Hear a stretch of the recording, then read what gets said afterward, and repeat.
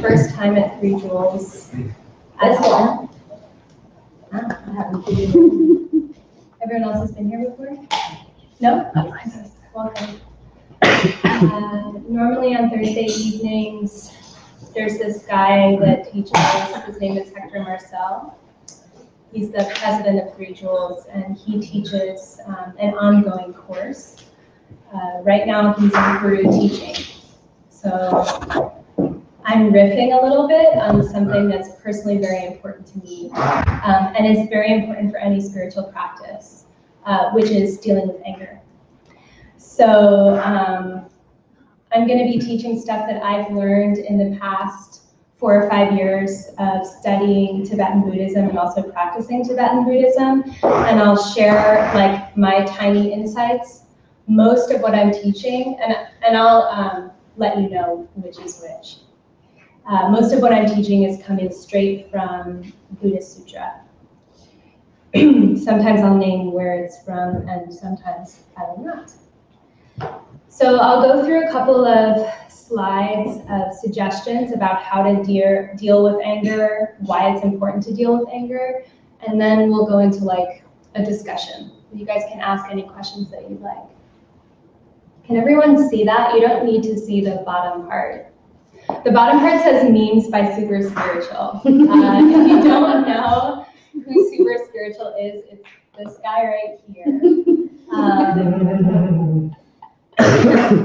In a way, you could consider this an apology for all the times I've gotten angry at Steven. So, is it a 10-part class? 10-part class. Yeah, to be continued into infinity. So a quick note on entering the spiritual path, if you haven't yet, if you're just starting out, if you're just beginning. Can you read that? Yeah. It's not like you suddenly become interested in spirituality and all of the bad things go away. In fact, it's kind of the opposite. And Hector shared with us a couple of weeks ago this comment, I think that the Buddha made about the Diamond Cutter Sutra, which is like the holiest sutra in Buddhism.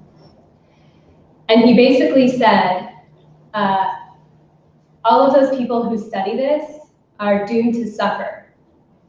You're studying this highest wisdom, and because of that, you will suffer.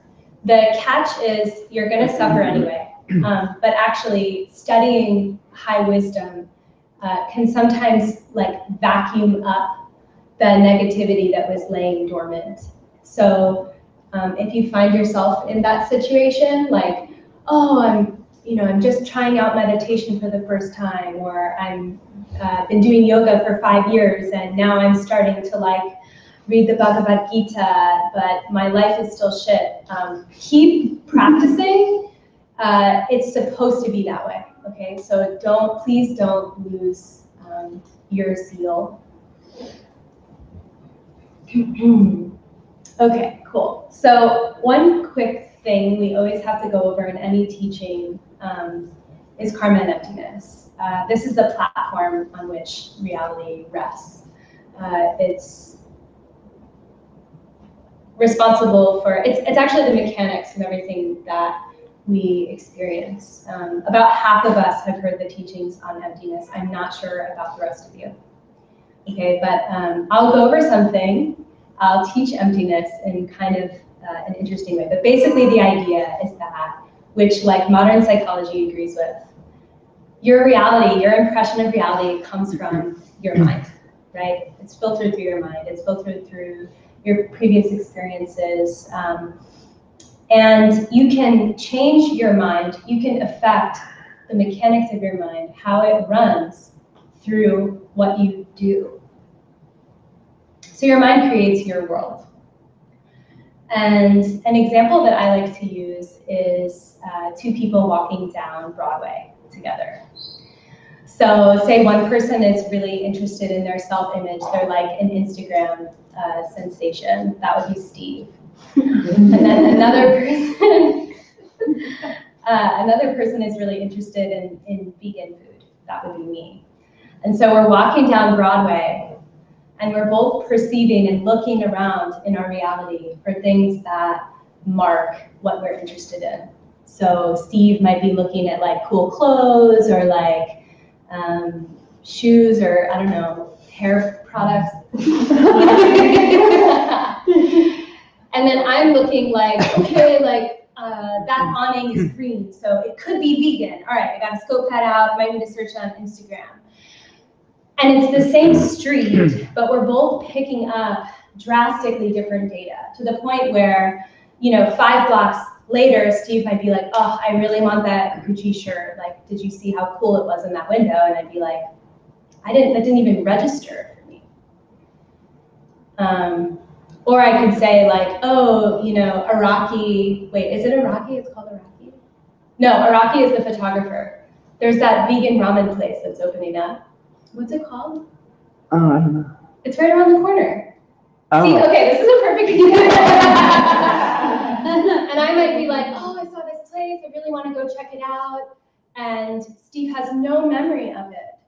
It's the same street, but we're having 2 totally different experiences, okay? That's emptiness.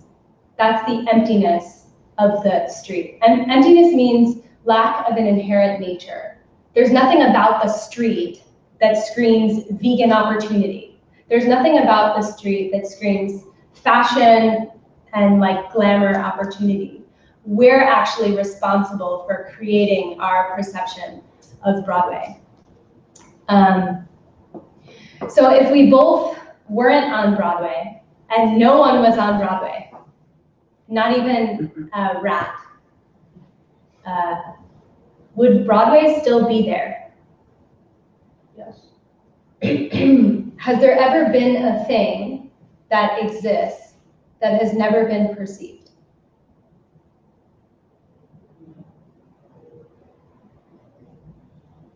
No.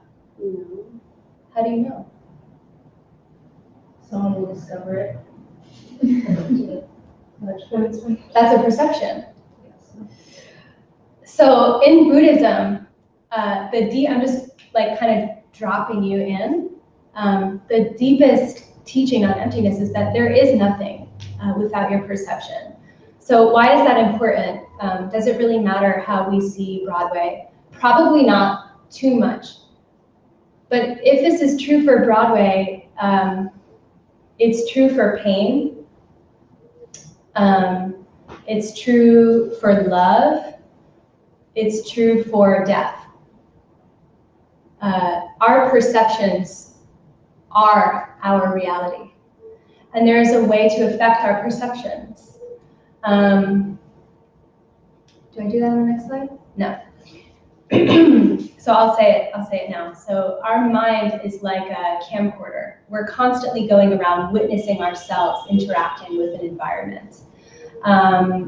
And those interactions become very relevant because it's what our minds play back to us in our environment. So in Buddhism, they say, like, if you don't really recognize what's coming up, right? Like, I've never acted like Donald Trump. Why is he in my reality? They'll say something like, past lives. But we don't need to take it into reincarnation tonight. What I can say is that we're all born with certain proclivities, certain talents, certain sensitivities and awarenesses. That's our baseline.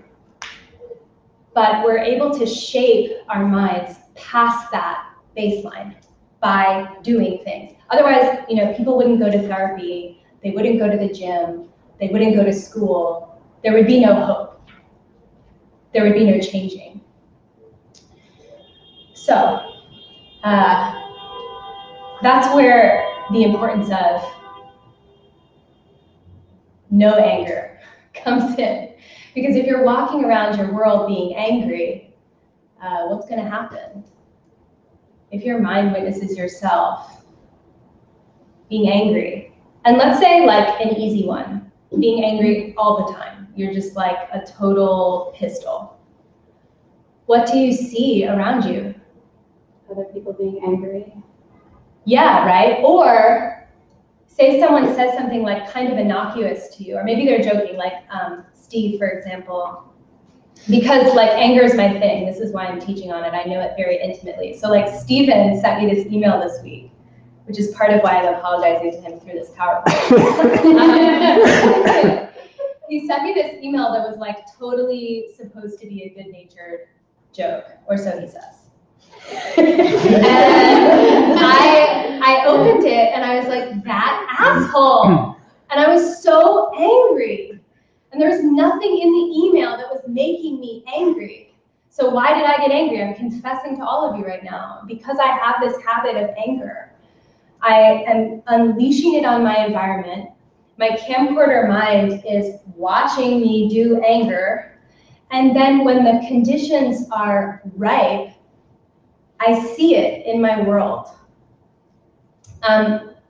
So like that's why you shouldn't that's why you shouldn't be angry, because it will come back.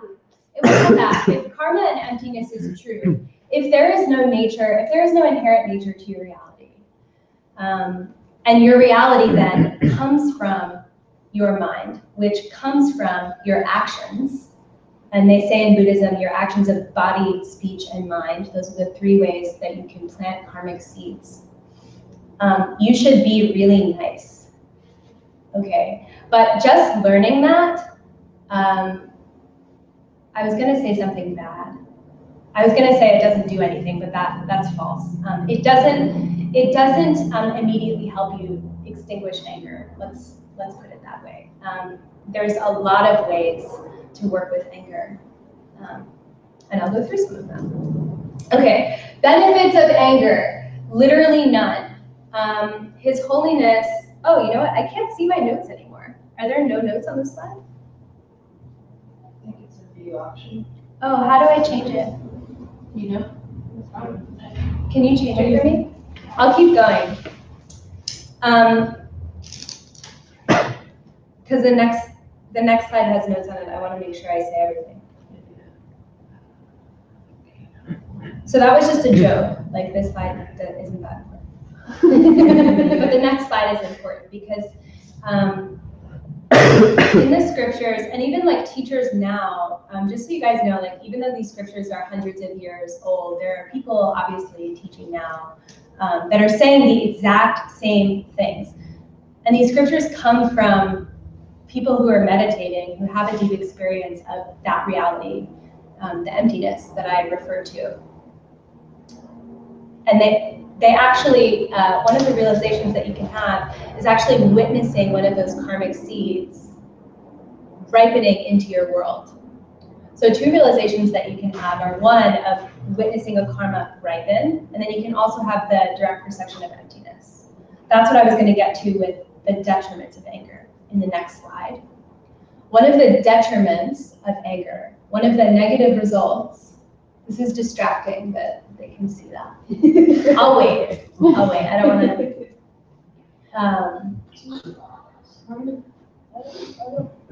The notes were showing before. I know, but I don't know how to do it with notes. Do you know? Okay, I can just riff. I remember pretty much everything I was going to say. Okay. Sorry.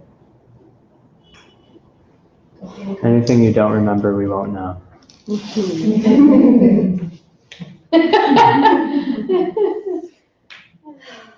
Okay, the 2 realizations, karma and emptiness. You can literally see, like slowing down. Okay, let's put it this way. In your eyeball, there are rods and cones, right? I can't remember which is which, even though I learned it in all the psych classes. So like one is color and one is contrast, shapes. Black and white. Black and white?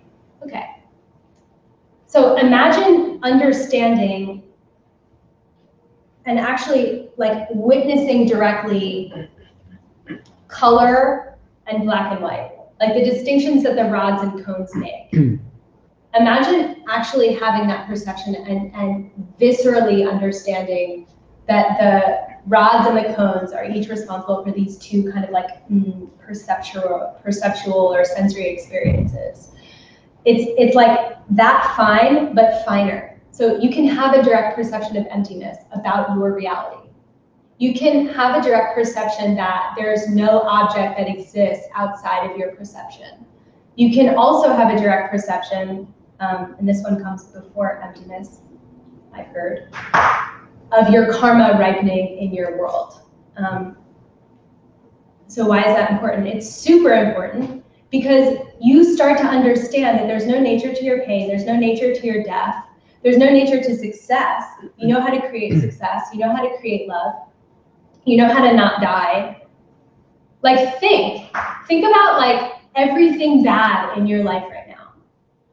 And then knowing exactly how to uproot it without a shadow of doubt in your mind. It's not like some therapist that went to school for 9 years and said like, this is how, but they don't know because they're secretly, like after they close the door when you leave the office, they're like, oh my God, I'm so worried about this. Or, oh my God, my father's dying, or something. Imagine like really knowing how to extinguish suffering. That's what you can do. But you can't do it. Anger can actually block you from having that realization. So we hear about the direct perception of emptiness, and as students, there are a few people in here who have like committed their lives to this practice. Let me see if I can see the nature of reality. Like, it's not like, oh, let me take LSD one night and think I saw something cool. It's like, no, let me like systematically work with my mind so that I can see, just like I'm like seeing my laptop or like Lauren's face, like I can see reality, I can understand. And I know how to create my reality from there. And I know how to extinguish pain. Not just for me, but also for everyone around me. And then there's other cool stuff that happens that maybe we'll get into. Why am I saying all of this? I'm saying all of this because anger can break the possibility of that experience for you. And actually, there are certain vows that you take when you start to get deeper in the practice called Bodhisattva vows. And one of them is not being angry at a bodhisattva. A bodhisattva is a fancy word for an angel. You can't tell who is an angel and who is not an angel. They don't like always show you. Basically what it means is don't get angry at someone that is like really sweet and kind and is literally only existing to help you. But the catch is you never know who they are. And if you break that vow, if you really break it, and if you're interested to know how to break that vow, you can come next week to Hector's class. If you break that vow, you actually shatter your chance at understanding reality. You break that chance. You screwed up. You done messed up AA around.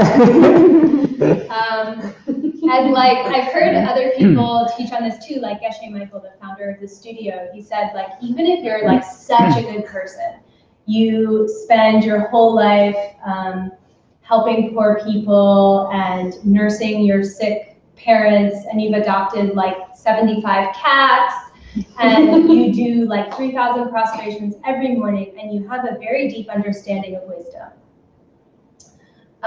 But then you're angry. You have a habit of anger. It will destroy mountains and mountains and mountains and mountains and mountains of good karma that you have created, like flamethrower on the seedlings. So don't do it. Okay. My side note is that a habit of anger also creates depression. This is just my experience. I spent a really long time, and maybe am currently in a depression, but I spent a really long time dealing with depression. And I realized like when I first started studying these teachings, and I really made an effort toward being a good person, serving, being kind, being sweet, going out of my way to help others, I wasn't feeling it anymore.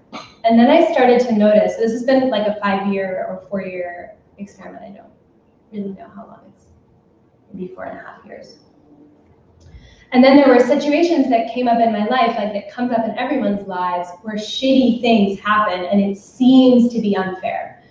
And then all of a sudden this like rush, and we'll talk about maybe what anger actually is, but this like rush of heat, and uncontrollably, I find myself like yelling or swearing or being mean or rude.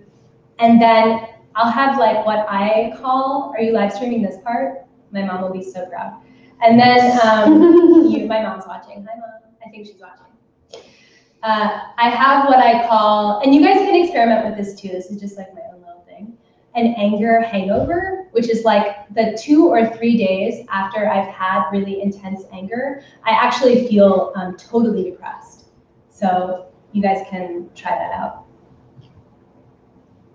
See how it works for you. It also kills you. Anger also kills you. Are any of you yogis in here? Aside from the ones I already know, you don't need to raise your hand. Okay, cool. So in the teachings on the subtle body in yoga, you might have heard of the side channels or the central channel or the chakras or anything like that. That's also important for your enlightenment. I won't go too deep into it, but anger, the experience of anger, correlating with the right side channel, right, Pingala, it chokes off. It chokes off your central channel. Let's put it that way. It chokes off the part of your subtle body that, when it's open, you feel blissful, happy, you understand reality, and it's instrumental in these realizations. If you're taking a yogic path to enlightenment, it's so important. And anger chokes that off completely. And when Geshe Michael, I was just listening to Geshe Michael teach on it. He has a database of his teachings, and I was like prepping for this class. I was like, let me see what the master says, because I haven't seen emptiness. And he says, you'll notice if you have a habit, the body starts to break down in really subtle ways. Like you'll notice a wrinkle, or like some hair will fall out. He said the human experience of anger, engaging in anger, is actually what results in death. I haven't had that realization, but I just thought it was relevant. And then you actually feel it, like you're tired, right? After you get angry? Okay. We'll let you like marinate on that. Okay. So if it's really bad and you don't want to die, right? And you don't want anything that's going to hinder your progress on the spiritual path towards seeing emptiness, towards having an experience of bodhicitta, which is the uncontrived wish to become enlightened for all beings, aka unconditional love. You have to know how to work with anger when it arises, because it will arise. Just knowing that it's bad doesn't prevent it. So what to do? Okay, I should say, before I go through this, that I've categorized this list on like what's easiest for me versus what's the most difficult. So like if I'm really on one day and then anger comes up, I can maybe do like a level 3 or a level 4. I'll show you, I made levels. Okay, what to do when you're angry. Step 0, you should do this all the time for everything. Not just anger, okay, if karma and emptiness is true. You should do this. And okay, it says, when you treat someone like shit and you realize you just planted the seeds for someone to treat you like shit in the future. I played myself, I'm the fool. I'm the fool in a man's shoes.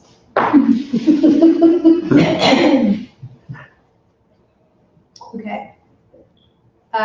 Step 1, if anger arises in your heart and you feel it, or even if you feel it about to arise, right? Because as your perceptions sharpen, you can actually detect it before it comes up. You have to remember karma and emptiness. So press pause. Okay, Broadway doesn't exist if I'm not looking at it. I'm creating this situation somehow. And sometimes that feels like for those of you who are actually trying to apply these principles in your lives already, that feels like you're holding on like the back of a truck that's like flooring it on the highway. Like when you're angry, do you know what I'm talking about? Yeah. When you're angry, like this, when something comes up and you're like trying to resist your old patterns, it's really fucking hard, okay? So basic thing that you can do is just have a little thought pop up in your mind, even if you're gonna go and run your mouth, okay? If you really can't control it. Like if your parent is gonna do something like, my parents used to be really triggering for me. But actually in the past 4 or 5 years, I somehow unwound a lot of the conditions that made me have a difficult relationship with them. So it's not like that anymore. But it used to be like the second I go home, I think I'm doing all the spiritual work in New York City. The second I get home, I'm like, oh, Mom, you're so annoying. Oh, Dad, all you do is like watch TV. And it's really hard to stop that dynamic from coming up. So, okay, step 0, remember karma and emptiness. Remember that your reality is coming from you. And if you don't remember having planted the seeds, just try the experiment because you've been trying it the other way and it's not working. Like I can't read your mind, but it's not working. Level 1 response. Okay, so you've already remembered karma and emptiness. Level 1, what do you do? Nothing. Don't do anything. This is what you should look like. Okay? So karma is created through actions of body, speech, and mind. That's what the camcorder records. That's what blossoms into your next reality in the next week, in the next 6 months, in the next several years. So if you want a good reality, you have to stop doing bad things and start doing good things. When you get more advanced, in the very moment that you're triggered, you can do a beautiful thing. For me, I'm generally not there yet, okay? It's really hard. Sometimes all I can do is prevent myself from planting worse seeds. So, a couple of things. Yes, 1 minute. So, you can remove yourself from the situation. So like, there have been times, this is my girlfriend, everyone. There have been times, I was actually so proud of myself. This was a few weeks ago. This was like 3 months ago. You were annoying me so bad. And we were fighting a lot. And it was here. And you were pissed off at me. And Hector and Steve were over there. And you said something. And I was like, and I've been working on anger for like 3 years, you guys. Like, Steve knows. I used to call him like, I'm mad, but I can't. I don't know what to do. So anyway, so she did something that really pissed me off. I can't really remember what it was. But I was like so awkward. Like if you've ever done anything against your normal patterns, I just was like, and then I took myself, I just stood in the bathroom because I didn't want to argue with her anymore. And I like knew I had actually seen, because I've used the principles of karma to make my relationship better. And I saw that it did. She and I have been together for like 3 years. And I've been doing it since like day 1. And I saw our relationship get better. So I kind of felt like I can't keep fucking it up by arguing with her. So I literally was just like, and then like, just like pushed against the current and went and I stood in the bathroom. So in that moment, I removed my body. If you can't remove your body, you can at least stop your mouth. One of the things, I don't know if this is in a sutra, but it's like a thing that kind of like circulates around in different teachings. And this guy came and was like, I keep arguing with my wife. And then the teacher was like, drink water. Like if she's pissing you off and you're like sitting at the table and you're just like,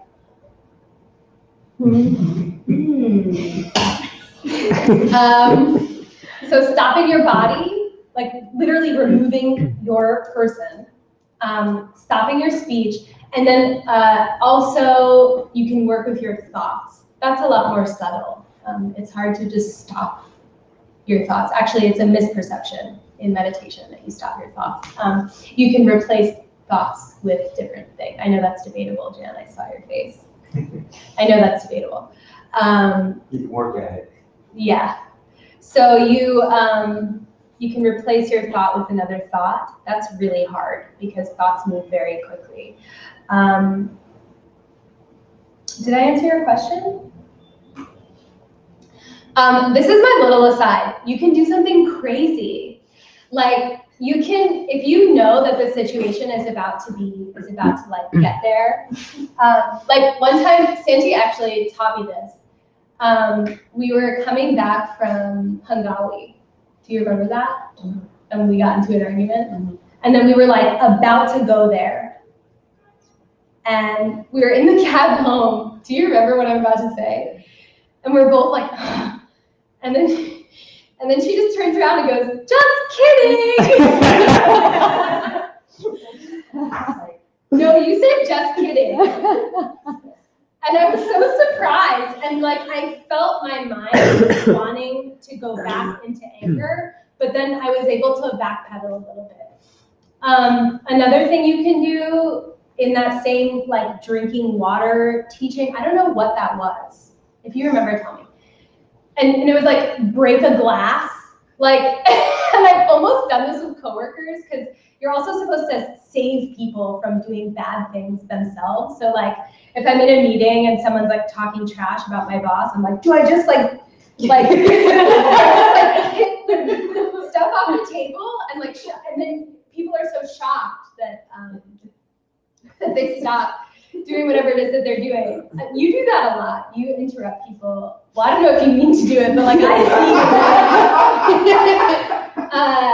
You can do crazy things. So you can say like, just kidding, or like all of a sudden like blast music from your speakers and be like, oh, sorry. Well, don't like make them more angry with your crazy thing. But I found that it's fun to like do a crazy thing, okay? Or bring up something crazy to distract yourself and also to distract other people, because these methods are actually more effective if you do them for others as well. Okay, level 2 for anger is compassion. Compassion is so important, and it is the root of these teachings in many ways. In this studio, we teach something called Mahayana Buddhism. It means greater vehicle. And what it means is that we do not just aspire to achieve nirvana.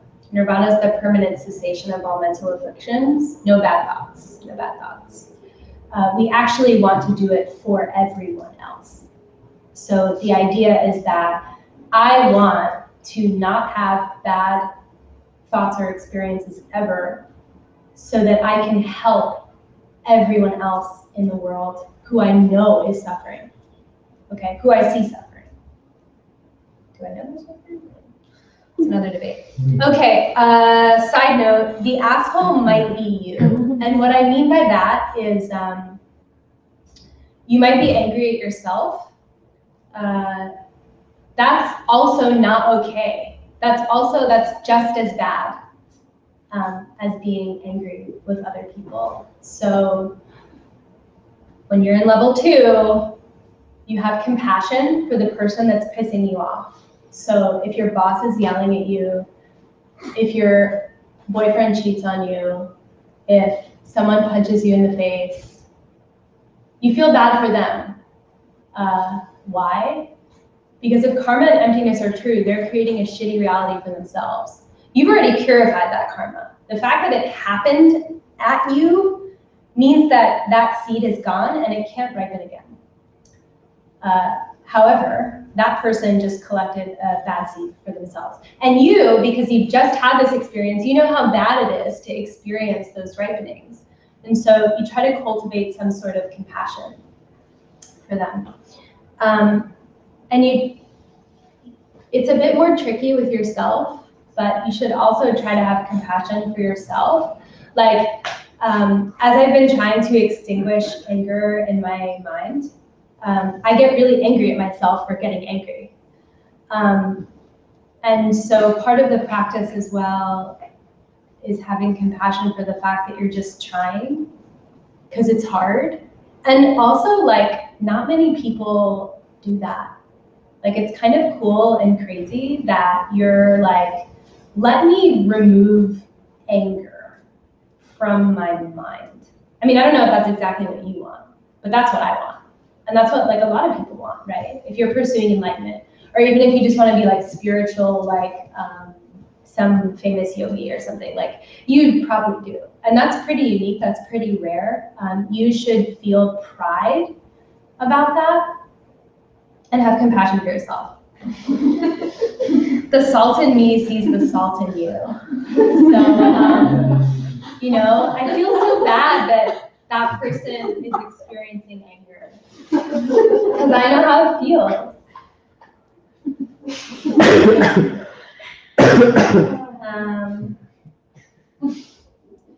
Okay. Cool. Wait, what did I just say? Yeah. Okay. Level 3.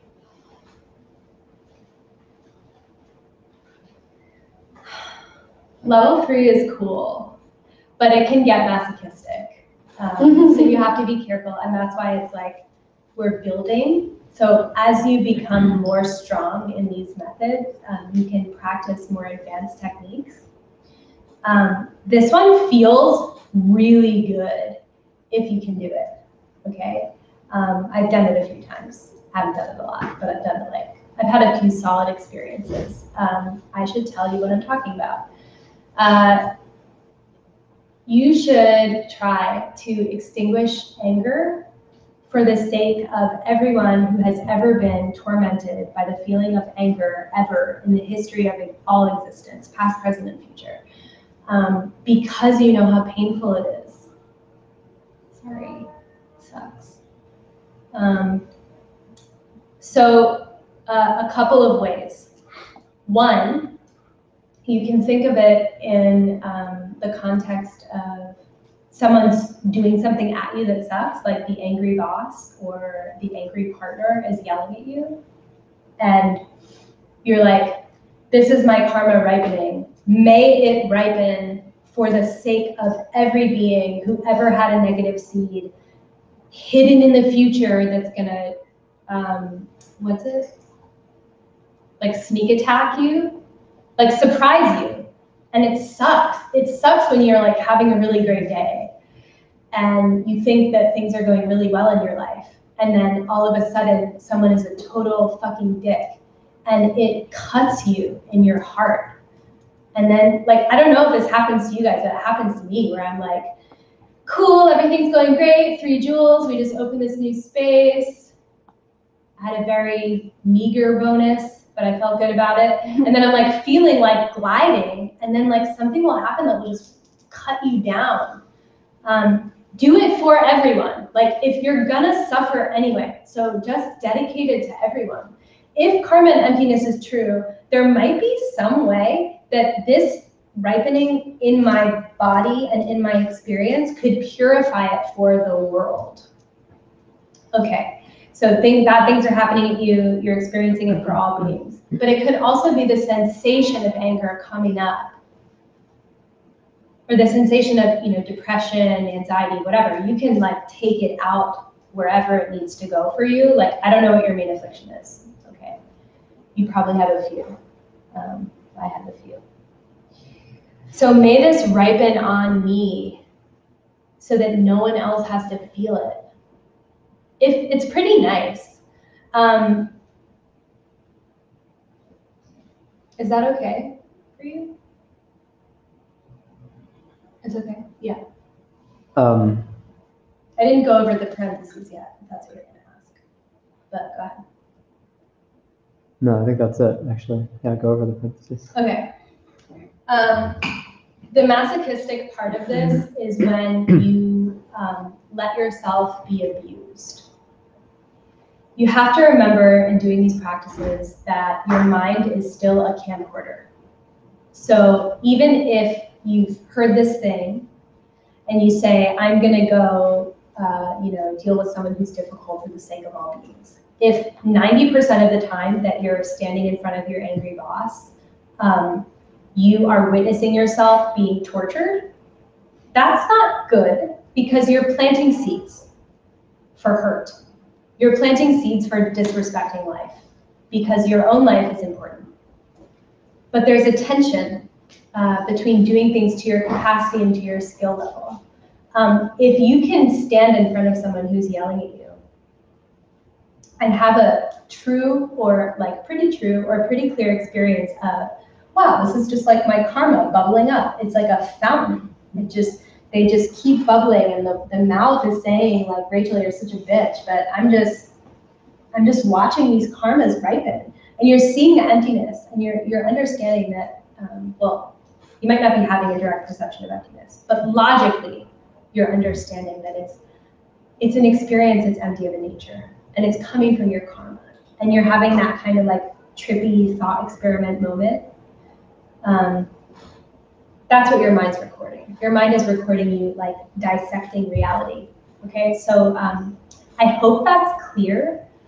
There are some people that will take this as an excuse to continue to be abused by someone.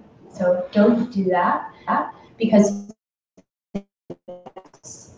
okay, because you're planting seeds. Is that clear? Cool. Question. Yeah. About like, it might be a debate, so I don't know if we can go into it, but like about taking on the suffering for other beings, like the debate would be like, do you ask for that, or do you just, when it happens, you do it? If you ask for it, you better be prepared to experience it. Seriously, because I've asked for it. I've asked for it, and then I got it. And I didn't feel good when I got it, but I just wasn't there yet. Yeah. So you have to work with, don't take on more than you can handle. You can't handle it, especially if you don't have a teacher.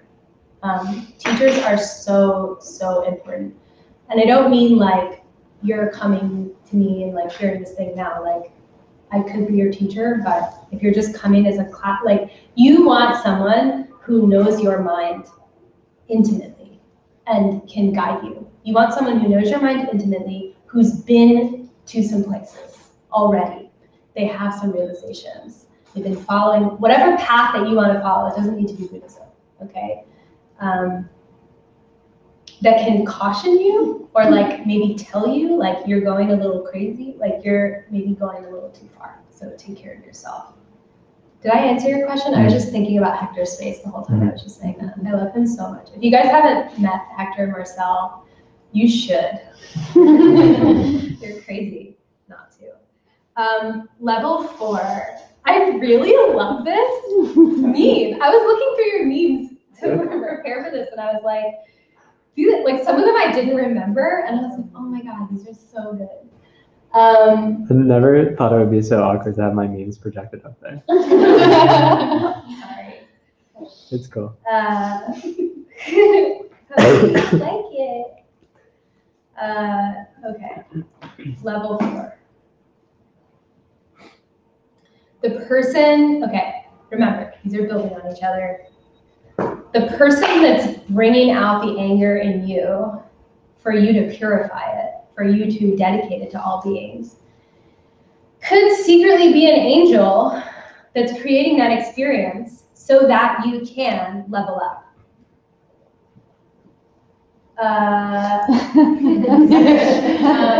Where are you going? Do you know where my charger is? What's that in your backpack?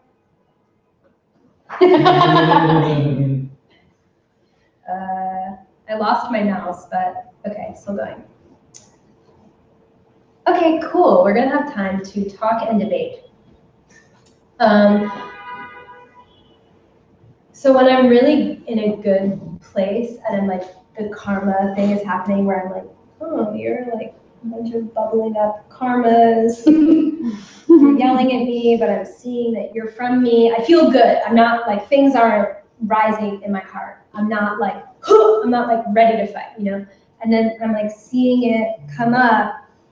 And when you practice this for a while, you actually can't control it. The thoughts will just come like, oh, you're an angel. Like, you're an angel. You're not actually angry at me. You're just like doing the dance so that I can practice on you, so that I can be free from suffering. Yeah, because, okay, other side note, there's this like trend of I'm just gonna move to California because it's easier there and I can be more spiritual there because it's not challenging at all and there's flowers. I'm not talking about Los Angeles. She's from Los Angeles. There's this like trend, it doesn't have to be California, okay? But there's this trend of like, I'm just gonna go away from where it's hard. And I can be spiritual there. You're probably not gonna make progress if nothing's difficult. Also, wherever you go, your problems are gonna follow you. Sorry. Okay, that's all I want to say about that. Oh, cool, okay.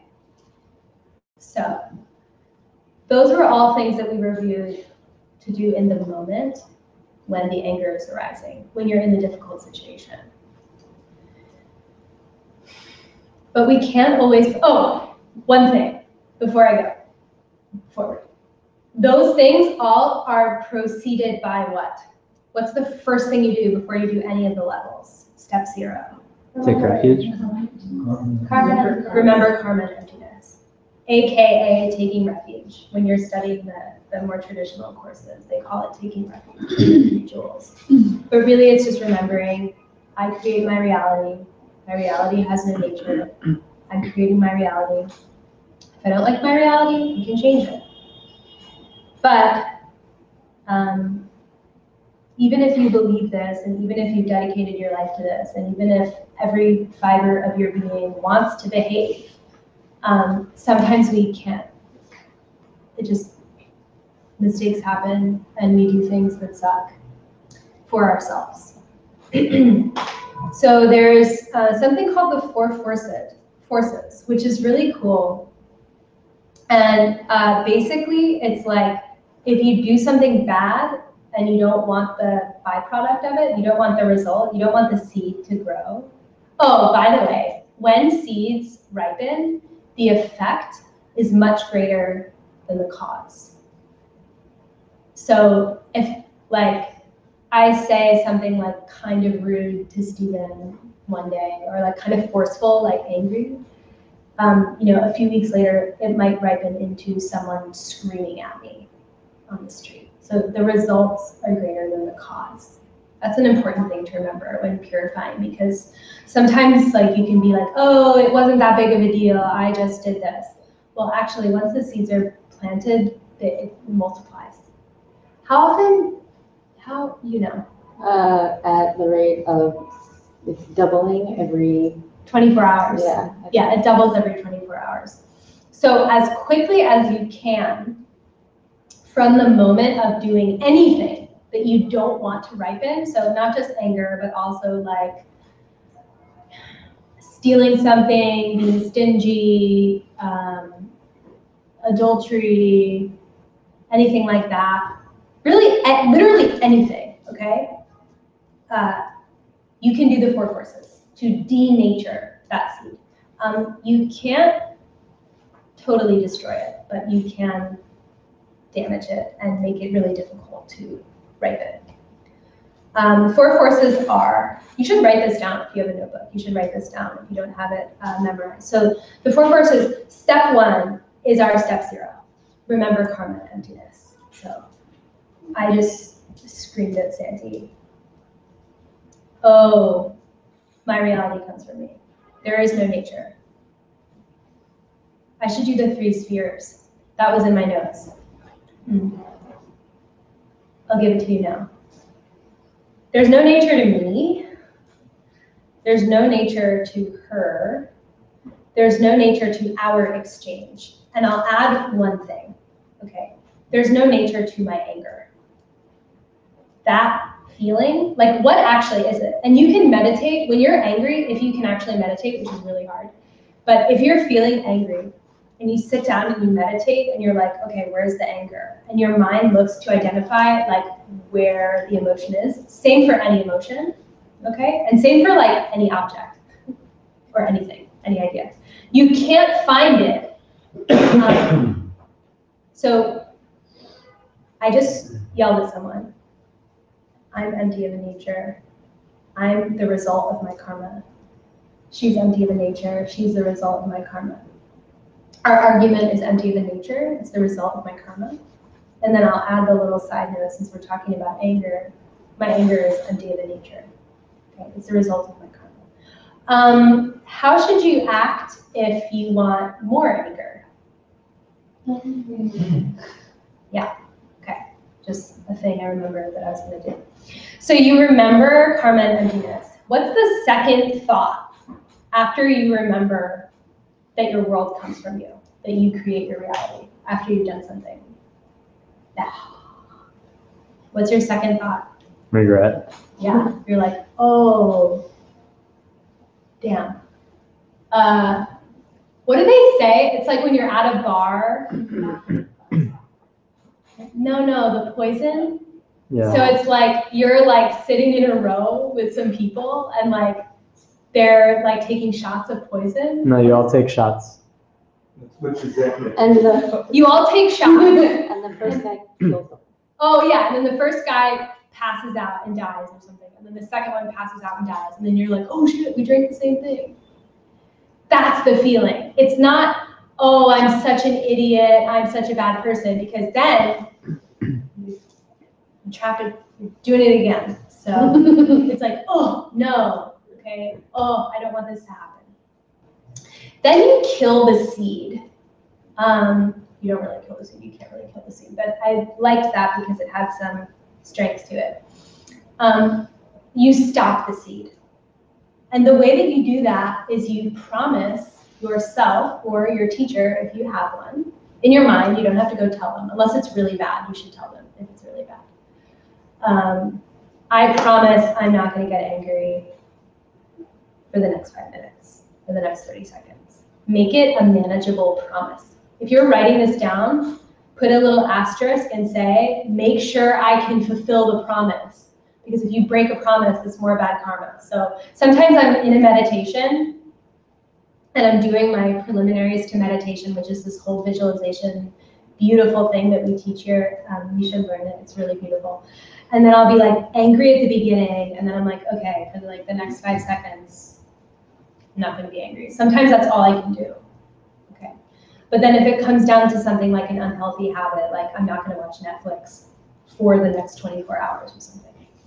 Does that make sense?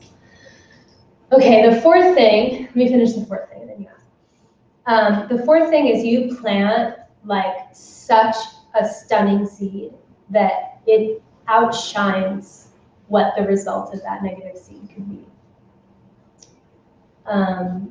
Sometimes they say do the opposite, so like, and I get in this weird echo chamber with anger because the antidote for anger is patience.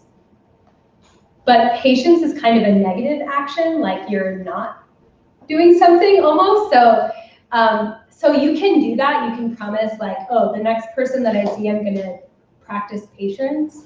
But there's other things that you can do that are really beautiful. So one of them is to read about emptiness. Like, you don't have to like be in with the anger all the time. You can read scripture. You can read good scripture, okay? Like a nice translation. We have some good ones here. You can listen to a teaching. You can listen to the Heart Sutra. The Heart Sutra is nice. It's pretty short. Diamond Cutter Sutra, if you have like an hour-long commute. You do something, you show the camcorder something good. So like, God forbid, that seed ripens, and hopefully you have like a good one coming up on the end.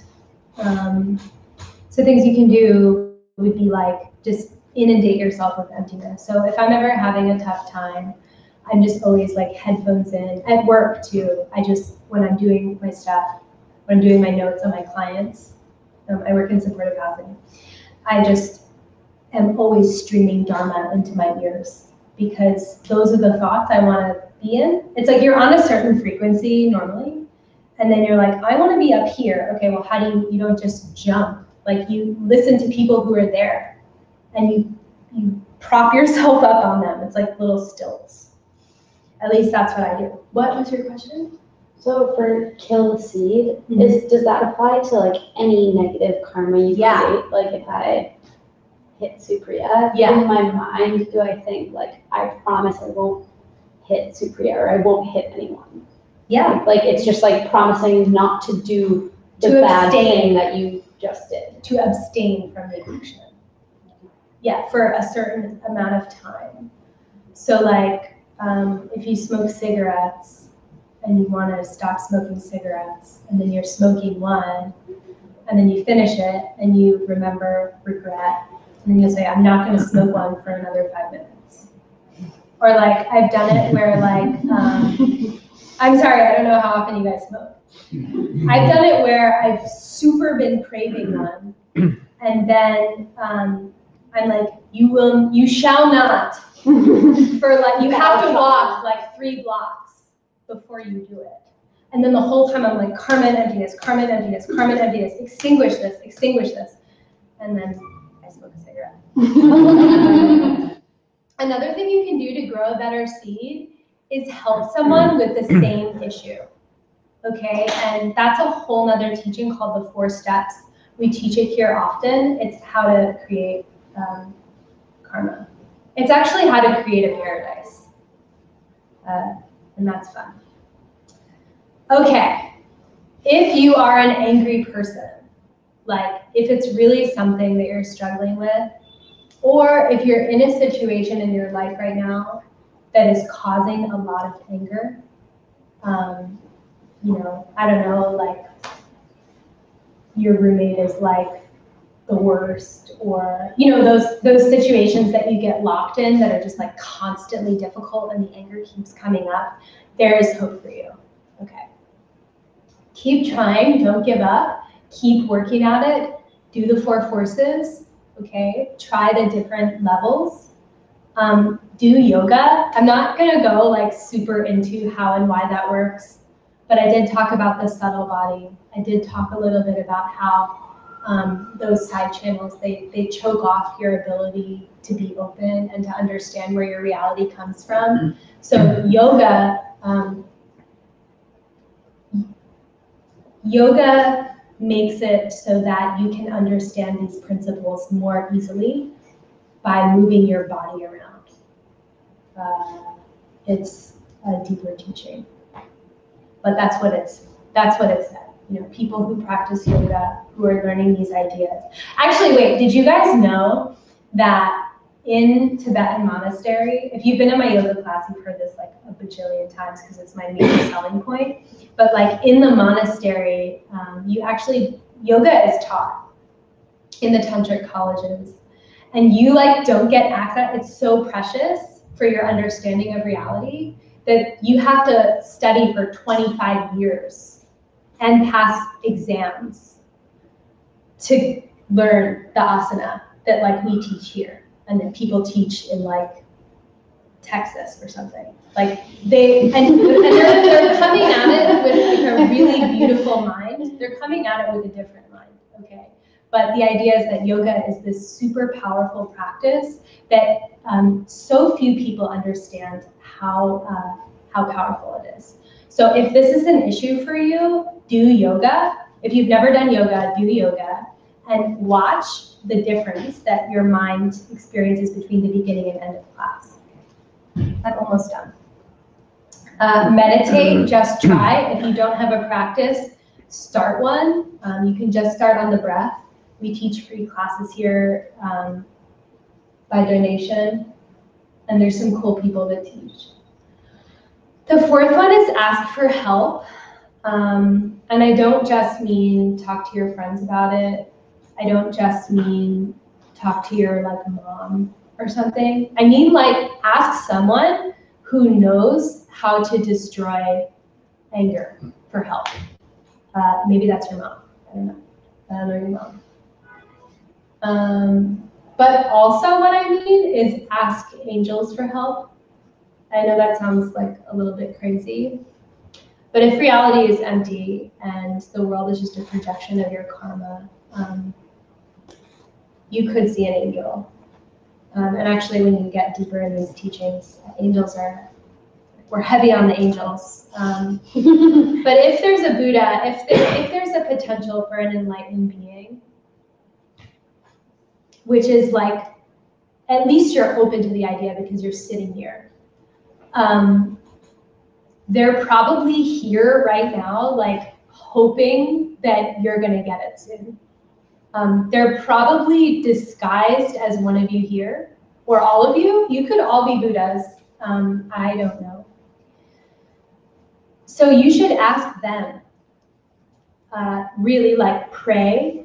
And if you want to make like a secret gesture to them to let them know that you need help, you can do that too. You can come up with like a secret something that you do, like twirling your beard, or none of you have really long beards. Okay, Hector has a really long beard and he always goes like this. So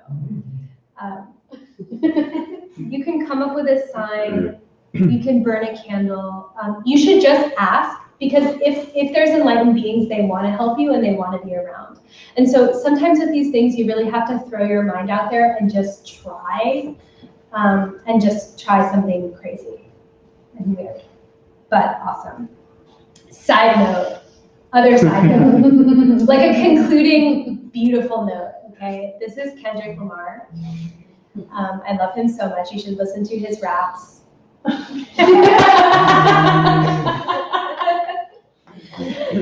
really love him. Okay, you should listen to his rap, especially if you're studying Buddhism, because a lot of what he talks about is like so Buddhist. It's crazy. It's also my seeds because I'm obsessed with Buddhism.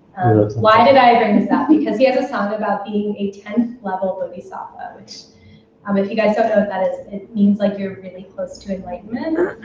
It's not actually about that. He just says, "Are you on 10 yet?" And I interpret it as okay. And so I play it all. I was listening to it on the way here. This is one of the first lines in one of the major scriptures on yoga. And it just like, when you study yoga and you like read this stuff, you know, the first sentence, deathless sages roam the earth unnoticed.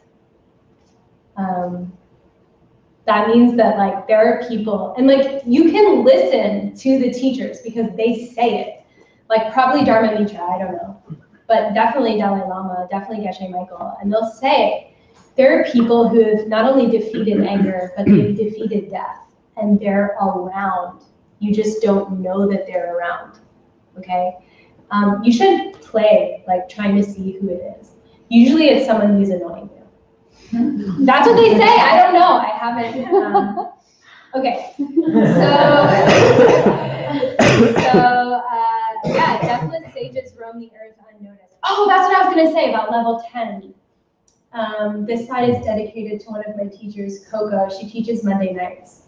And that is to say that there are people in the world who've defeated anger. Like really, you can be around them and bad things happen. Like I remember when I first went to Nepal with Hector, and like, you know, my only experience of traveling with older men is like with my dad at Disney World. I've been to Disney World like 13 times because my dad loves Disney World, but he's very irritable at Disney World, like if we're not walking as fast as he wants. So like my experience of traveling with older men is like they're gonna yell at me if I don't like walk fast enough, or like if a situation is uncomfortable or awkward or stressful, he's gonna be testy. And so we're in Nepal on the way to Jamsum, or it's when the guy was trying to rip us off with the Jeeps. Oh yeah. And I was so nervous because even some of us were getting pissed off. Like people were like, "Oh, this is such bullshit." We were traveling for like 8 or 9 hours in a Jeep. Like we didn't pee in cups, that was another trip, but like all we had was like the worst chips ever, and we just like wanted to eat food. And this guy, so they're like kind of corrupt over there, and they'll mess with you, like especially if they can tell that you're from the West. They'll be like, "Oh yeah, it's a taxi ride. That'll be like $5,000." Like not really 5,000, but they'll jack the price up. And I was like waiting for Hector to get pissed off because this guy was really not being cool, and he never did.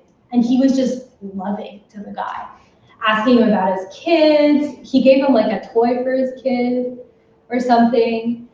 And he was just like, the anger never came up because, well, I don't want to talk about him behind his back, but he's done the work. And there are people who've used these methods to pick out the parts of their personality that they don't like and enhance the parts of their personality and the parts of their being that they do like. Okay? Because it's all just this fountain of karma that's ripening, and you plant the karma. That's what I want to say about Kendra Kumar. This is the last slide. Oopsies, no! How do I put it back? Press play. To left, left, left, left. There. Okay. So now we can do a Q&A / debate / talk.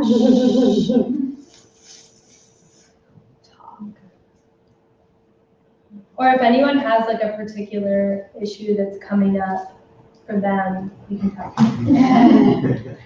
Yes. Mine is actually, I'm more curious about, you had said we could try doing like a purification process. Mhm. And when you say that, you mean the 4 forces, right? Or is there like more to that?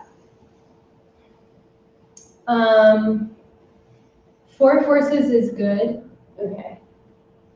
Do it in like a powerful way. Like you can do it in meditation. You know the prelims, right? So do the prelims. Do the 4 forces in a meditation. Okay. There's some purification ceremonies that we do, like once you've taken vows, and then you go and you're purifying like on a semi-consistent basis. So like if you want, you can take refuge in whatever way that feels right, and then write down the thing that you want to purge and then burn it. I wanted to do that here, but we can't use fire here.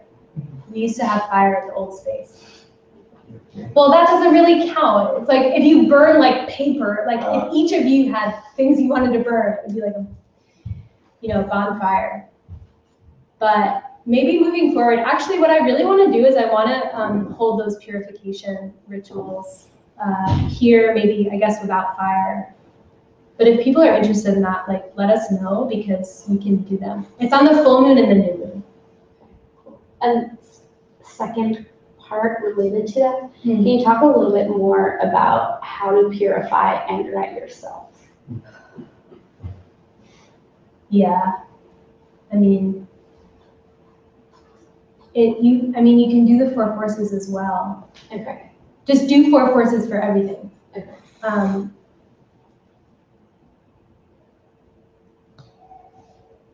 Are you cold? You're okay. I was just sort of feeling the temperature in the room. Anger towards yourself.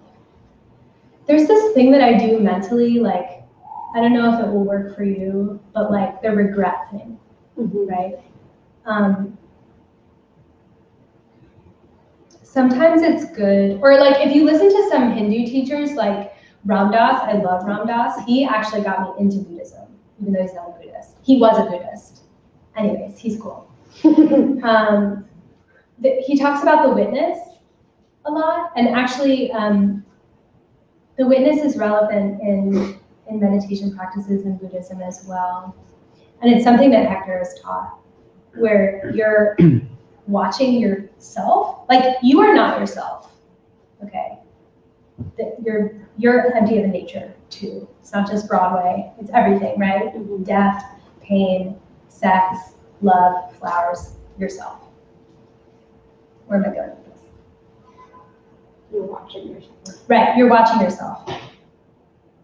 So, wait, Hector says it, like it's doing it. Oh no, he says that about you.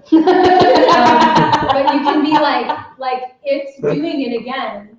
It's doing it again. Rachel's doing it again. If you have to call yourself another name, the cool thing about vows is you get another name. So like now I will say, like I am my vow name, okay? And I'm not gonna tell you what that is, but it's a really cool one. I have the best vow name. But I'll be like, I'm that, I'm not. And Rachel's doing this again. Like Rachel is my name for my human form that I was born with. And then my vow name is my angel name. Because the vows teach you how to plant the karma so that you start to see yourself as an angel. So that you don't see yourself as like an angry jerk. So that you see yourself as like totally loving. Your highest potential. We all have it because we're all empty of nature. So it's not just me with my cool vow name. But yeah, so like sometimes this works for me with anxiety, but it also, I don't know why I just use it more with anxiety than with anger, but it could work either way. Like if you're doing anything that's sort of maladaptive, you can just kind of look at yourself like you're this body in the world. It's doing it again. She's doing it again. Rachel's doing it again. You know, Rachel's fixating on, I don't know, fears about the future or, you know, whatever it is. Oh, look, she's doing that habit again. It's a habit, that's all it is. It's just arising, it was caused, it has nothing to do with your nature. Well, it sort of does because it's karma on emptiness, but it's not restricting you, it's not restricting your capability, it's not restricting anything. It's not blocking you from bliss. It's just a projection. You can eliminate it. You can see past it. So whenever you're doing anything that's negative, you can zoom out. But do the 4 forces, like most importantly, I think. Anyone else? Yeah. So at the very beginning, you had a slide where you said, what are the benefits of anger? Nothing. Literally nothing. Yeah. And I kind of get that, but at the same time, there's like this part of me that's saying, well, or like the traditional thinking, maybe Western thinking, is that anger is useful in terms of maybe defending yourself from an abusive situation, or you know, there's other. Yeah. Your anger created the abusive situation to begin with. Just wanted to say that first. Next thing is everything is useful. Of course, everything is useful, but I don't think that the use is always immediately apparent. There's a beautiful article in the Shambhala Sun. Is it the Shambhala Sun? Magazine? That's their The publication? publication? I think so. There's a real. Lion's Roar now. Oh, Lion's Roar. He used to be the Shambhala. Yeah, thanks. It's an article on anger, and it was kind of interesting. I don't think it really talked too much about how to purify it, but what it did talk about was how it can be an identifier, a nice identifier of, oh, this isn't going right. You know, like, yeah, I mean, oh, I'm feeling angry. Oh, it's probably because my boss hasn't let me have a lunch break in 7 days or something. Like, oh, I need to nourish myself. If you can draw parallels that way, but there's nothing that says that you have to hurt someone back just because they're hurting you. Mm-hmm. And you can remove yourself from an abusive situation without actively hurting someone. Most times, I would say. I mean, I'd have to try to imagine a situation where you couldn't possibly. If you're in a situation where you really have to, like, you know, someone's attacking you or something, like, you know, it's all your skill level, right? So when we learn about the saints, like, they'll be like, yeah, you know, you can have my eyeball here. Or like, the Buddha fed his body to a lioness or a tigress. You have to operate at your capacity. But I think in the West, there's this concept that fighting back somehow helps, but it doesn't. If karma and emptiness is true, then you don't want to keep feeding your mind the like film that's going to come back and project anger into your reality.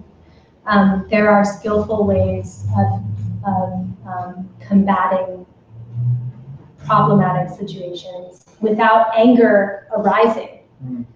And there are situations when we learn the higher practices after study, after initiation with a teacher who knows you, when you have the capacity, where your body might look like it's angry, but there's nothing but love in your heart. And I'll tell you, because I think those practices are really sexy. So like I always see if I can like dance the dance. It's really fucking hard. Oh, I'm angry at you because I love you. No, bullshit. You're just angry. You're just being selfish right now. Stop hurting yourself. You're just hurting yourself by feeding the anger. Like don't hurt yourself anymore. And it becomes this like little argument that you have with yourself about like, oh no, well, I wasn't really angry. No, you were really angry. Like, fine, admit it. It doesn't mean anything. Just purify it now so it doesn't hurt you. Did that answer your question? Yeah, it did. I mean, I think there's a big difference between not being angry and not being forceful or being passive. Is kind of this, when, again, maybe this is the Western view that like, totally rejecting anger implies some level of passivity, and that really is not the case. That's not what that's not the way that's not the way the character describes it. Yeah. Ideally, you're doing the right thing in every possible situation, right? Yeah. And really, like, everyone is just trying to do their best. And they might do something totally stupid, but at least they're trying their best.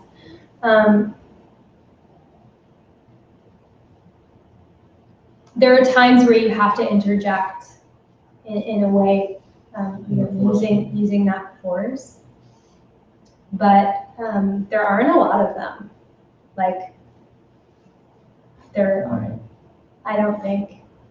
And I work with like a fairly violent population in the world, like rapists and people who've murdered people and people who have stabbed people and abused women, and I still haven't found one there.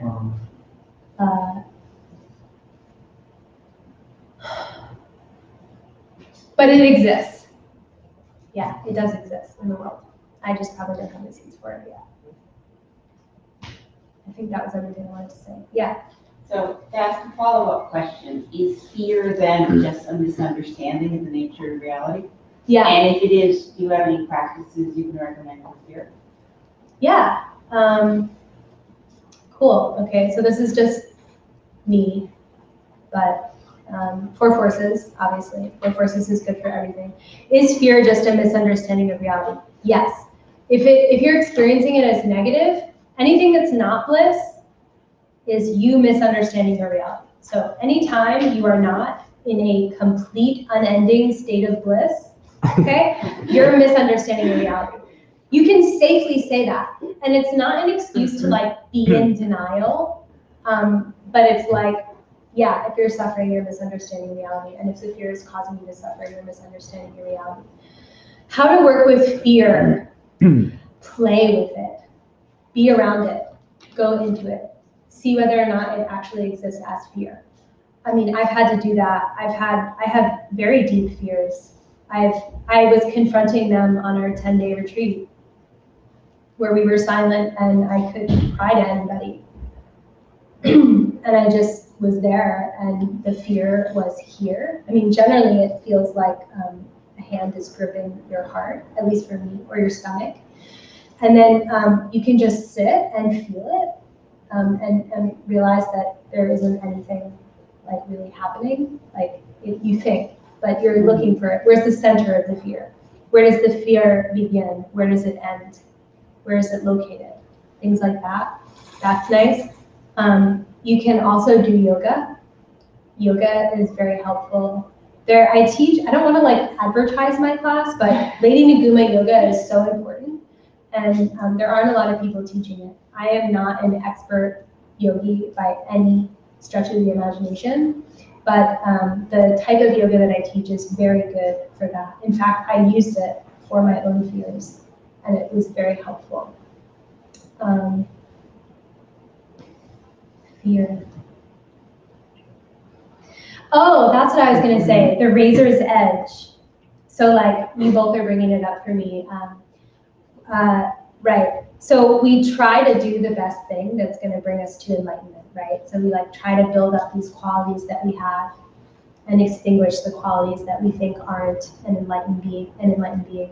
And then we get afraid that we're doing the wrong thing. Like, I have to defend myself, otherwise I'm going to be hurt. Or, oh no, like I'm being too nice. I'm being too loving. Oh shit. And then you're like going back and forth. Like dive in. Just dive in. Like don't be stupid, but like dive in and see where the limits actually are. Like don't let fear limit you from like finding that razor's edge, because ultimately what you're looking for is an understanding of reality, and that's like the thinnest fiber ever. And so you're going to be going back and forth between self-existently, this static reality that doesn't come from me is happening this way, and I have to act this way because it's very important, you know, to protect myself. And then you're going to be like, oh, I'm just going to be nice. Then oh, like, was I too nice? Was I witnessing myself being abused? Am I allowing them to plant bad karma? No, I'm practicing niceness. So you have to dive in. And there has certainly been situations that I put myself in where I feel like, oh, maybe that was too much. Maybe I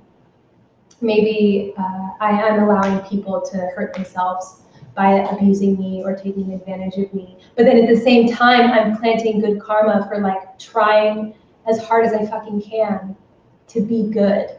And that's a big deal. Like just trying is a really big deal. Yeah, purify. When I'm really afraid, I prostrate and cry at my altar. Like I just beg, like if there's an angel, please help me. I'm so afraid. I don't know what to do. Because usually when you're afraid, you're also really confused about what to do. So you can pray for that. Prayer is a thing, like we don't always talk about it because it's so popular right now, like mindfulness is so popular and you want me to tell you about neurons, but like prayer is actually important. And there's a psychological reason for it too, but neuroscience is not God yet. Can I add Yeah. one thing about fear too, and just purifying in general, to rejoice. Oh, true. Which, you have a good one. You have a good experience with fear.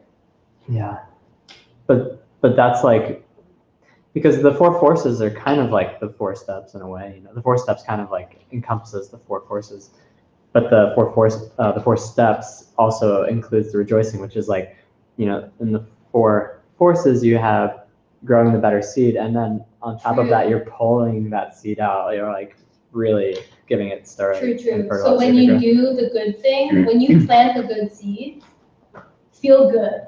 Like, and sometimes I have to trick myself, like, into feeling good, and I'm not so good at it. Rejoicing is really hard, but actually it's what fertilizes the good seeds and helps them ripen more quickly. So it's really an important skill.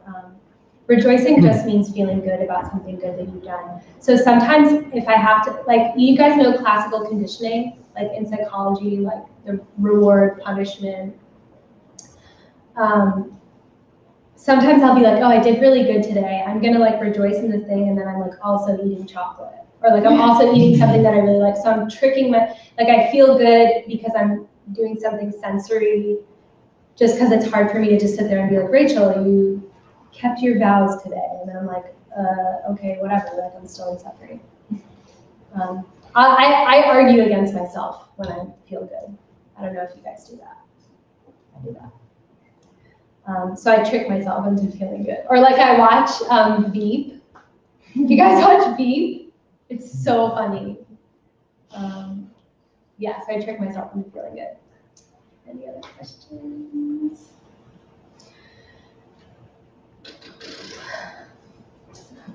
What do you do when someone's angry at you?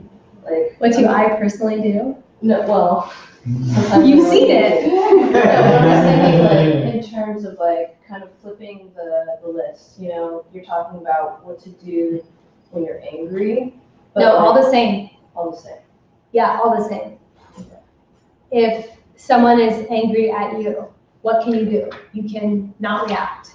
You can have compassion for them. and try to do something that's going to help them. You can see them as an angel showing you your own needs. Because really, like, when you're helping other people, you're just helping yourself. You have no idea what they're personally. Are you asking me how you're going to help me when I'm angry?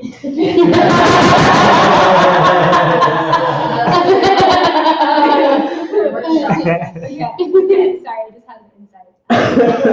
You don't know what I'm thinking from my own side when I'm angry. Right, if I'm viewing you as my projection of my karma, Yeah, and I see myself, and I'm like, oh, you dumb fool, I love you, you know? Like, good. That's what you should do. yeah, but that's like, I don't know, I always go to this like, what do I do in a practical sense, you know? That is the practical sense. Your mind moving in a different way that it doesn't normally move is the practical application of this philosophy. Right. But I think with you, like, because we're practicing, you would understand that. Like, just also thinking in terms of like Your boss, the real your world. client. Yeah, you know, people in general, like the angry server or the angry taxi driver, the angry parent. Any of those things apply. Something that's really good is like distracting them. It's like what it's exactly what I said. So realizing that they're your karma, having compassion for them. If it's appropriate, you can try to help them. You can try to distract them. I can't remember who I've done this to, but I know, like, I think it was maybe at my parents' house or something, and I was like, haha, you did it. Like, oh no, I think it was with my sister. My sister was just like on and on about how much she's pissed off at my brother. And I was like, hey, did you like hear this new thing? And she was like totally caught off guard and like cut off the stream of anger because I took her mind and redirected it. So that's something you can do. And if someone's really going off the deep end, like, oh, I like this. They said, I think Hector said this the other day, but I'm sure it's like in a scripture somewhere. Like, if your mom or like someone you love, like if you don't have a good relationship with your mom, if someone you like super love just lost their shit one day and ran at you with a knife, would you use that knife against them? No, you would do everything in your power to like maneuver around them, maybe like restrain them, and then like sort of gently remove the weapon from their hand. So that's how you treat anger. It's only in the worst case scenario when there's nothing else you can do that you stab your mom. Because that's what it is. And there's a beautiful practice for developing bodhicitta where you visualize all beings as your mother. And you understand that if it's true, if reincarnation is true, and we've lived countless lifetimes and countless iterations, then all of you have been my mother, my lover, my murderer, all of those things. And so then you just focus on the mom part to feel compassion. Yeah. Lately I've been having dreams where I'm really, really angry. Does that count? Cool. Does it count That's as the anger? most anger I've ever felt. Yeah, it counts. But not in the same way. Unless you're like lucid and you're running around being like, I'm gonna be angry now. No, it felt like my mind was creating the worst possible scenario for me to get angry at. In the dream. Yeah, I'm trying to remember. I think usually those dreams come up when there's some anger in the conscious life. I'm not a dream expert. But it does feel like maybe in my body I'm having that experience. When you're dreaming or when you're... Probably, yeah, because I even wake up, like you said, with the hangover. I feel a little hangover. Oh, wow. Just purify the same way. It's still your consciousness. You mean like when I wake up? Mm-hmm. Yeah, okay. Yeah, you can. And I'll post these on our Facebook, but there are like so many beautiful teachings on purifying anger. One teaching is not going to change it all for you. You have to constantly hear the teachings and remember not to stab your mom.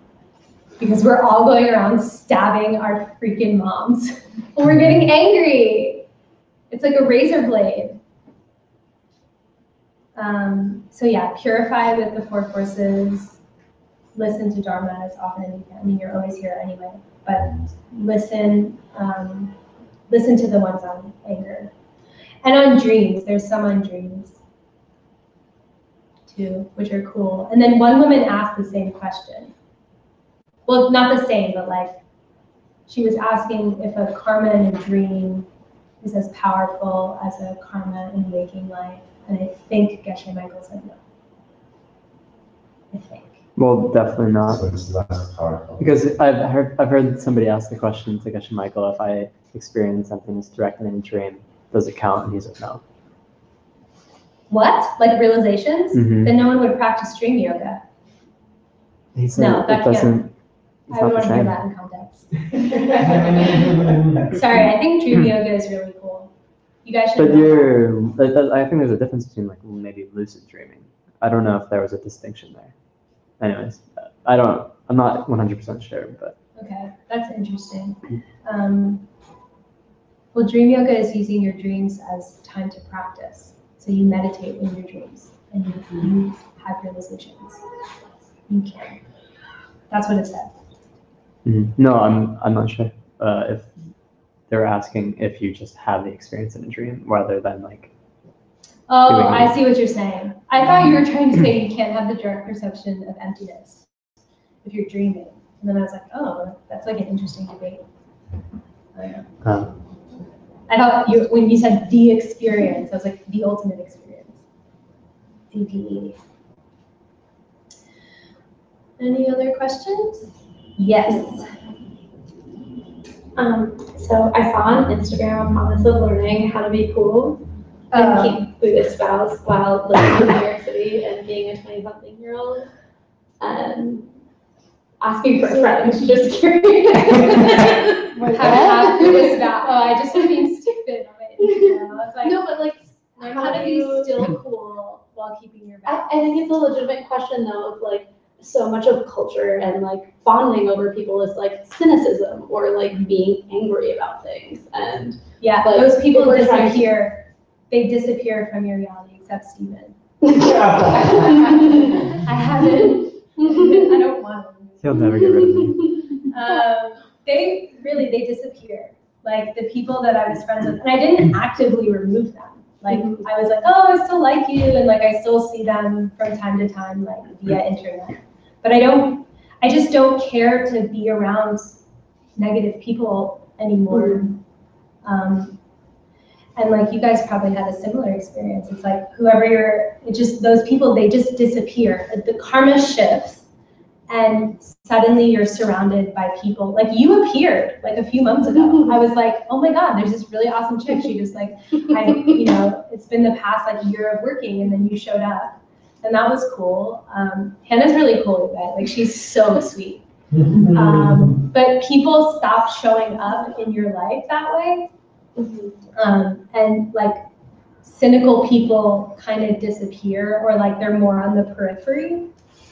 And it's really important to stay in New York City and practice, or to stay in difficult places and practice to your capacity is always the footnote. Because that's how you purify. Like you work with difficult people. They're actually a blessing. They're actually an angel. And there's a story about the guy, I can't remember his name, in scripture, where he's like this highly realized meditator. And he understands that the difficult situations are what bring you to high realization. And so he searches for them. And there's this like image of him floating out to like, what's it called? Talking about when he's like trying to save all of the hell beings and he's being pulled up to like the heavens. Yeah, but which paradise was it? Tushita? Yeah, to Tushita heaven. And he's like, no, I have to save them. But like his karma was so pure that he couldn't exist in a realm where there was suffering.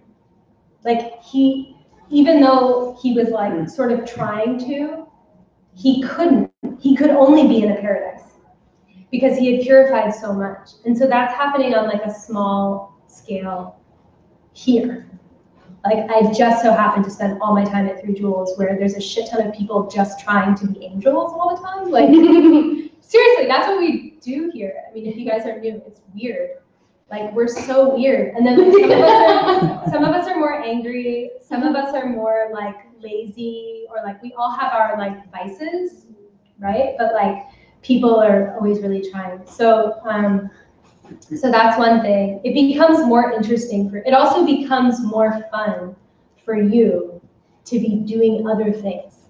Like, it's not like, oh, I'm gonna go like install the floors in 3 Jewels. You're like, I'm gonna get up at 7 a.m. on Sunday. It's gonna be so fun. I'm gonna buy donuts and coffee. I'm gonna hang out with these awesome people. And you're like excited to do stuff. Like, she does it all the time. You're like the perfect example of someone who's like such a nerd. Like, but like, it's because she's so advanced in her practice that it's like, oh my God, let me help you. Like, it brings me joy to be around you and help you do good things. Like, you just want to be doing good things all the time. And then even if you feel like shit, you want to do good things. Like, you want to leave your house and go help people because you know that that's the only way you're going to feel better. So drinking is just not that fun. I mean, being drunk is fun, but I don't, like, it just stopped.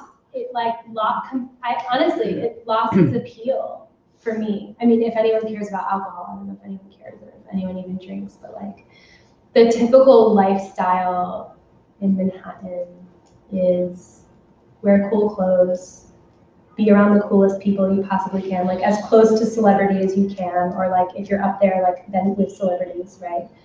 Doing like the most unique, like curated thing, eating the best food, getting drunk, and then maybe in like some certain areas, like doing certain drugs, right? But like on a certain level, like that stuff is important to me, but it lost its shine because what people are really looking for is love. I know that sounds like so typical, right? But people just want to feel love all the time. And drugs, the feeling of being high and the feeling of being drunk is very close. It's like close, but it's not. And then once you actually like have friends and a community where you're like in that feeling a lot, it's like you don't, what's the point in like going to a loud place and dehydrating myself? I don't know. I mean, it loses its appeal. It really, really, really does. And as